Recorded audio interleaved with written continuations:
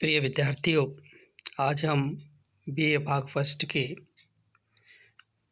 Paper first introduction of sociology के महत्वपूर्ण प्रश्न सामाजिक समूह किसे कहते हैं, सामाजिक समूह का अर्थ, परिभाषा, इन विशेषताओं पर कुछ विस्तृत चर्चा करने जा रहे हैं। मनुष्य एक सामाजिक प्राणी है। समाज में रहकर मानव अन्य आवश्यकताओं की पूर्ति करता है। वह समाज से पृथक नहीं रह सकता। समूह से हमारा तात्पर्य जब कभी दो या दो से अधिक व्यक्ति एक साथ मिलते हैं, अपने विचारों का आदान प्रदान करते हैं और परस्पर अंतःक्रिया करते हैं, तो उसे ही सामाजिक समूह के नाम से जाना जा सकता है। समूह में सामाजिक संबंधों की कोई सीमा बाधित नहीं है। बस या रेल में आते जाते समय भी समूह का निर्माण हो सकता है। सामाजिक समूह में व्यक्तियों के बीच संबंध होते हैं और ये व्यक्ति समूह के प्रतीकों के संबंध में भी पूर्णतः परिचित व सचेत होते हैं।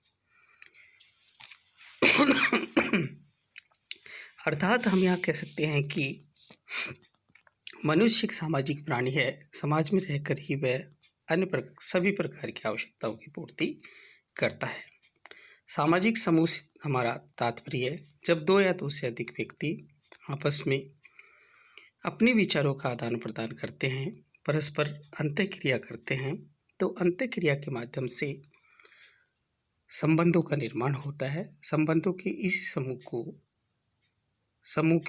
संबंधों के संगठित व्यक्तियों के इसी संग्रह को समूह के नाम से जाना जा सकता है।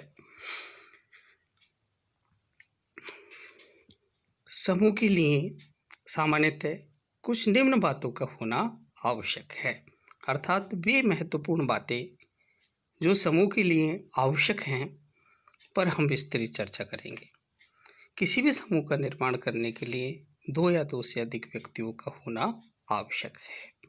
अर्थात हम यहाँ कह सकते हैं कि दो या दो से अधिक व्यक्तियों के अभाव में समूह का निर्माण नहीं हो सकता है। इसलिए समूह का निर्माण करने के लिए दो या दो से अधिक व्यक्तियों का होना आवश्यक है। इसके साथ ही कहें कि इनमें सामाजिक संबंधों व अंतःक्रियाओं का होना भी आवश्यक है। केवल दो या दो से अधिक व्यक्तियों का होना ही समूह के लिए पर्याप्त नहीं है, बल्कि उन दो या दो से अधिक व्यक्तियों के मध्य सामाजिक संबंधों का होना, अर्थात उनमें परस्पर अंतःक्रिया का होना भी आवश्यक है। तीसरा हम कहें कि व्यक्ति स्वयं भी यह माने कि मैं उस समूह का सदस्य हूँ और उस समूह के प्रति हम की भावना का होना एवं समूह के अन्य सदस्य एवं दूसरे समूह के सदस्य भी उस समूह विशेष का सदस्य समझे। जहाँ एक और सामाजिक समूह के लिए दो या दो से अधिक व्यक्तियों का होना, उनमें सामाजिक संबंधों या सामाजिक अंतःक्रियाओं का होना। इसके साथ ही कहें कि व्यक्ति स्वयं भी यह भी माने कि मैं उस समूह का सदस्य हूँ। अर्थात व्यक्ति में इस प्रकार की भावना होनी चाहिए कि मैं उस समूह का सदस्य हूँ और उस समूह के प्रति हम की भावना का होना, अर्थात यह हमारा समूह है। हम की भावना का होना वह समूह में अन्य सदस्य व दूसरे समूह के सदस्य भी उस समूह विशेष का सदस्य समझे। अर्थात हम यहाँ कह सकते हैं कि सामाजिक समूह के लिए हम की भावना का होना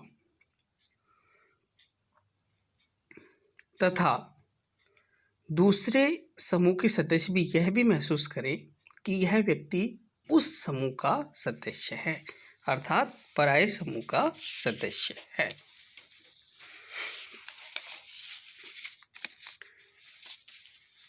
यहाँ हम सामाजिक समूह का अर्थ एवं परिभाषाओं पर कुछ विस्तृत चर्चा करेंगे।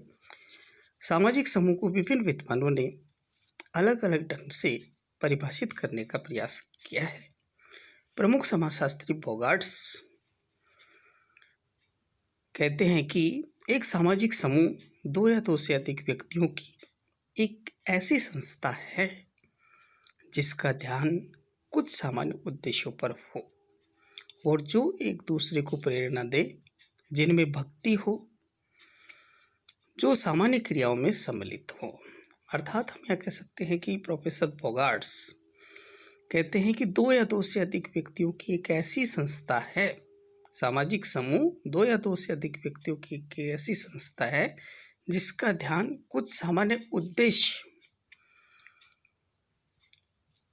पर हो और एक दूसरे से प्रेरणा दे, जिसमें भक्ति हो, जो सामान्य क्रियाओं में सम्मिलित हो।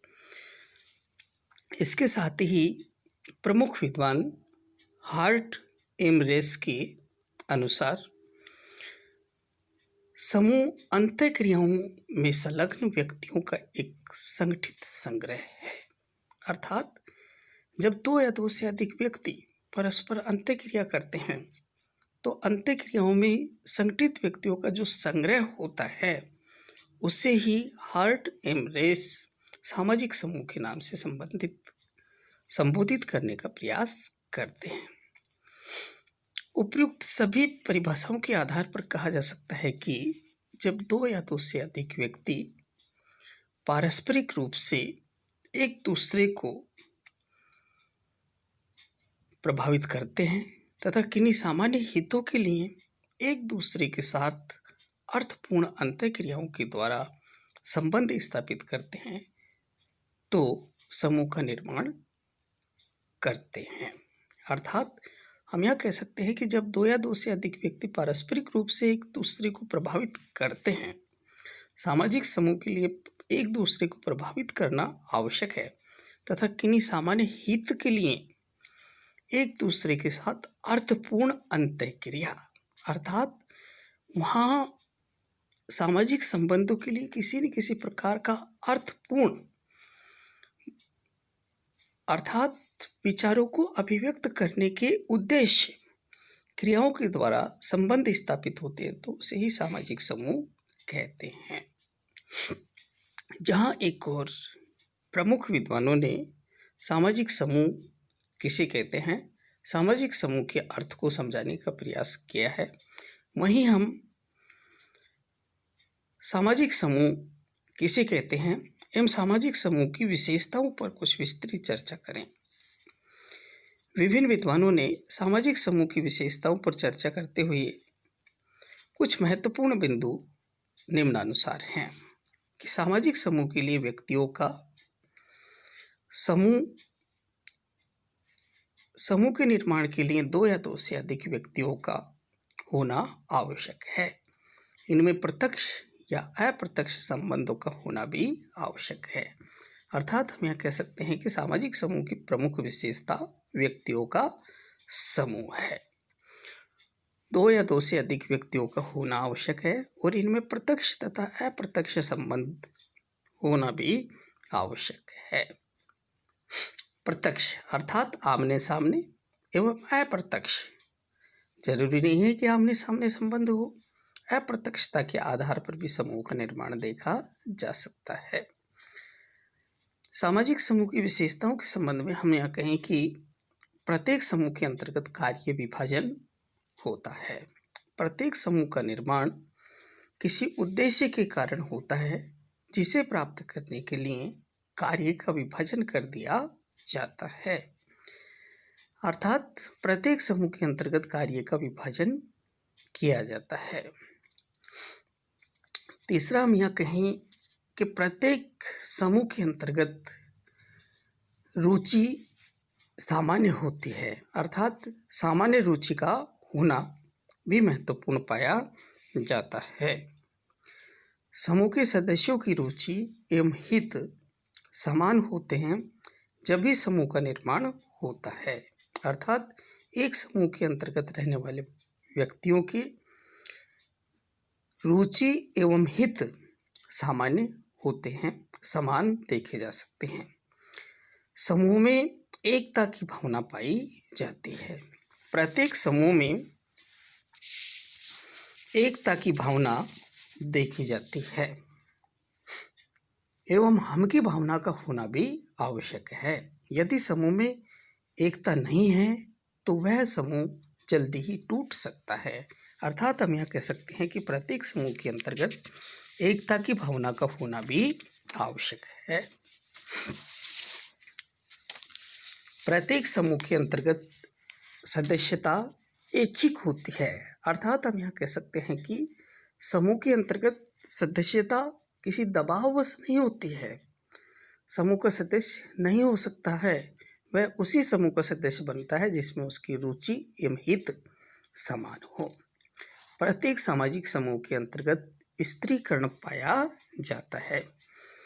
अर्थात हम यह कह सकते हैं कि समूह में पदों का उतार चढ़ाव होता है, उसे स्त्रीकरण के नाम से जाना जा सकता है।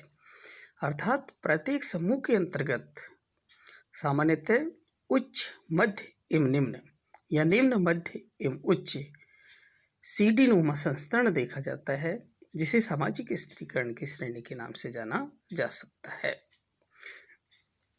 सामूहिक आदर्श अर्थात प्रत्येक समूह के अंतर्गत कुछ प्रतिमान एवं आदर्श होते हैं जो उनके व्यवहारों को सही कर एक रूपता प्रदान करते हैं। अर्थात सामाजिक समूह के अंतर्गत कुछ आदर्श देखे जा सकते हैं।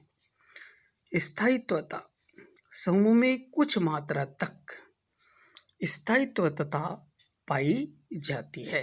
अर्थात हम यह नहीं कह सकते कि समूह का निर्माण केवल आज बने व कल समाप्त की भावना ही नहीं होती है, बल्कि समूह के अंतर्गत स्थायित्वता की भावना भी देखी जाती है। प्रत्येक समूह के अंतर्गत सामाजिक समझौता होता है। किसी समूह की स्थापना तभी संभव है जब उसके उद्देश्य एवं कार्य प्रणालियों को लेकर समझौता होना चाहिए। अर्थात हम यह कह सकते हैं कि प्रत्येक समूह के अंतर्गत सामाजिक समझौता की भावना भी देखी जाती है। प्रत्येक सामाजिक समूह के अंतर्गत सामाजिक संबंध होते हैं। समूह में व्यक्तियों का होना ही पर्याप्त नहीं है, इनके बीच सामाजिक संबंधों का होना भी आवश्यक है। केवल व्यक्तियों का संगठित संग्रह समूह नहीं कहा जा सकता, बल्कि इन व्यक्तियों के मध्य सामाजिक संबंधों का होना भी आवश्यक है। प्रत्येक सामाजिक समूह के अंतर्गत जागरूकता समूह में पारस्परिक जागरूकता, सहानुभूति एवं सहयोग आदि की भावनाएं भी देखी जाती हैं। अर्थात एक व्यक्ति दूसरे व्यक्ति के प्रति जागरूकता की भावना भी देखी जा सकती है। प्रत्येक समूह के अंतर्गत वस्तुओं, विचारों आदि का आदान प्रदान भी देखा जाता है। एक समूह के सदस्य अपने विचारों का ही आदान प्रदान नहीं करते, जबकि एक दूसरे के कष्टों में भी सहयोग देते हैं। प्रिय विद्यार्थियों, आज हमने सामाजिक समूह किसे कहते हैं, सामाजिक समूह का अर्थ, परिभाषा एवं विशेषताओं पर कुछ विस्तृत चर्चा की है। नेक्स्ट वीडियो के अंतर्गत इसी चैप्टर को कंटिन्यू रखा जाएगा। Okay, thank you.